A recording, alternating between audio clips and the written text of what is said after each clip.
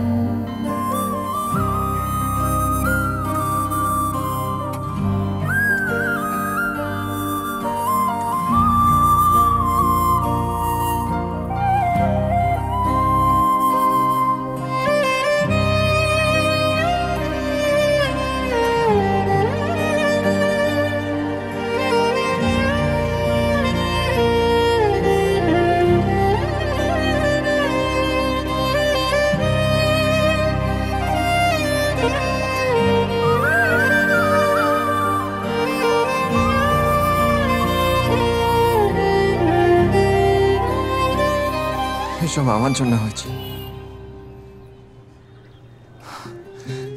কি অবস্থা হয়েছে ওর, কি ছিল আর কি হয়ে গেছে? যা হওয়ার হয়ে গেছে, টেনশন নিস না, ও তো ফিরে এসছে। একদম বদলে গেছে রে। ওর ওর চেহারা দেখেছিস, জামা কাপড় দেখেছিস, কোথা থেকে যে এইসব নেশার চক্করে পড়েছে আমি কিছুই বুঝতে পারছি না। সব ঠিক হয়ে যাবে, তুই সবকিছু আল্লাহর ওপর ছেড়ে দে, সব ঠিক করে দেবে। তুই ওকে বাড়ি কবে নিয়ে যাবি? কাল।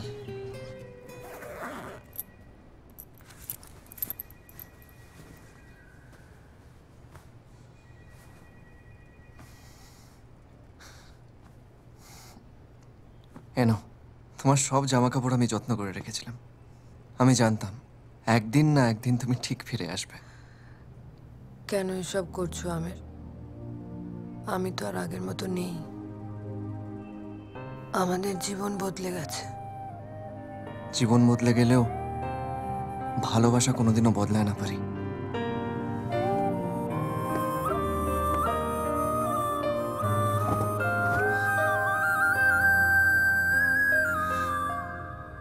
আমি জানি এই সব কিছুর জন্য আমি দায়ী, তাও একটা আশা নিয়ে বেঁচেছিলাম, তোমার অপেক্ষা করছিলাম।